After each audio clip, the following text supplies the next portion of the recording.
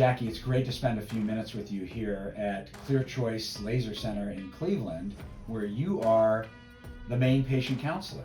Yes. And how long have you been here? It'll be 11 years for me in August. Wow.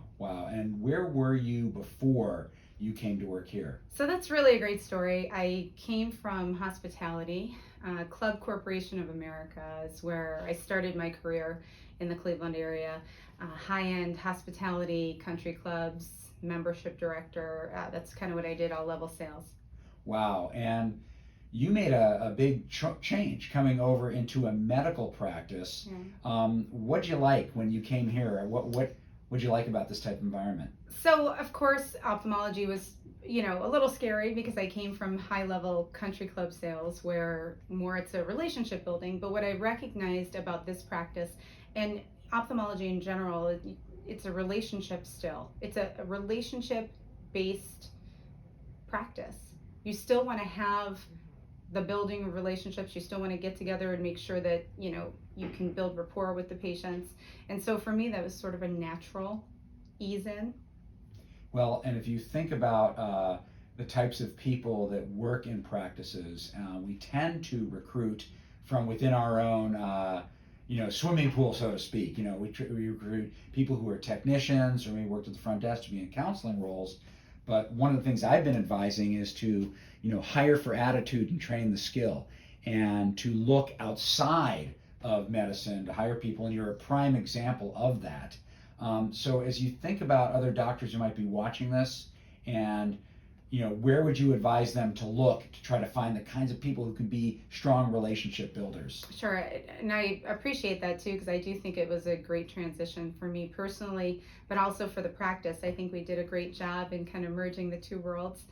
And I think what's so interesting about hospitality in general is that you have the premise of treating everybody kind of the same by treating them differently. And it's a very personalized perspective when you're in hospitality, especially high-end hospitality, country clubs, high-level hotels, things like that, where the main focus is sort of member-centric, or what now we would call patient-centric here. So it's making the patient or the person in front of you, making them the priority and switching up the gears to tailor it specifically to them. And when you have a personalized experience, when you're doing something that's an out-of-pocket expense that somebody doesn't medically need, having that sort of behind you and knowing how to treat somebody with that personalized touch and upping the level of experience by treating them in such a way is really a bonus, and I think makes somebody want to spend those out-of-pocket dollars as opposed to something medically necessary. If you think back on your career prior to coming here into the world of elective procedures, is there something from your training, is there a certain line or a phrase that you remember that kind of carries the day for you here? I mean, again, I think treating everybody the same by treating them differently, I think that's a huge paradigm shift. I mean, I think we take it in both aspects. We can take and personalize the experience for the patient. I would probably say that making sure that you're making the patient feel as comfortable as possible we used to have a phrase called member is king. And member is king is something Club Corp coins, and they kind of put throughout their sales philosophy. And basically what that means is whoever that member or patient, whoever's in front of you, has your undivided attention. They know that you are there for them in any level. And so when you're educating somebody or you're giving somebody the opportunity to decide about procedure, you're making them the number one priority.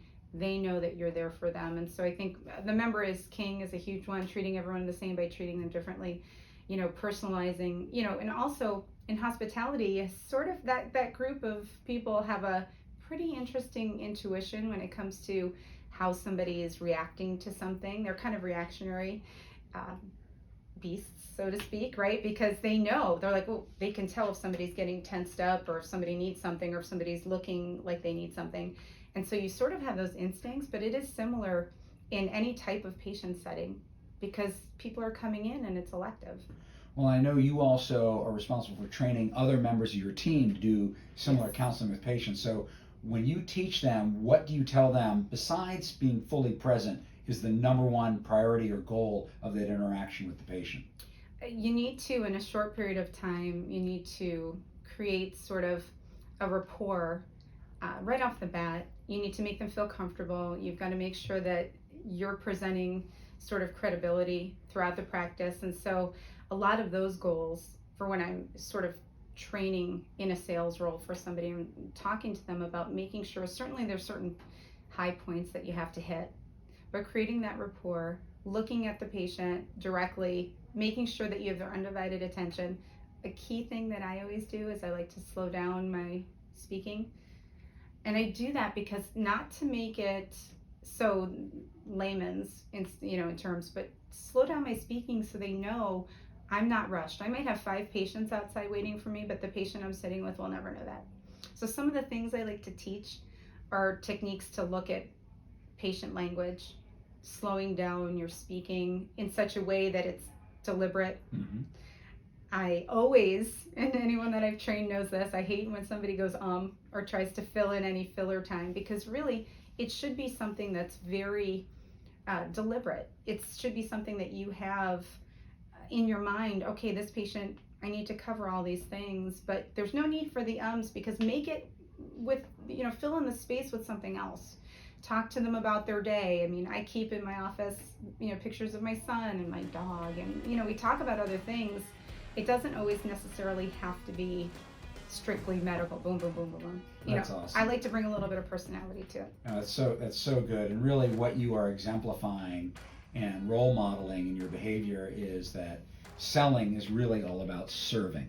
Right. In fact, that is the root word of selling. Comes from a Scandinavian word that means to serve. Thanks so much, Jackie. Continued success to you. Thank you so much.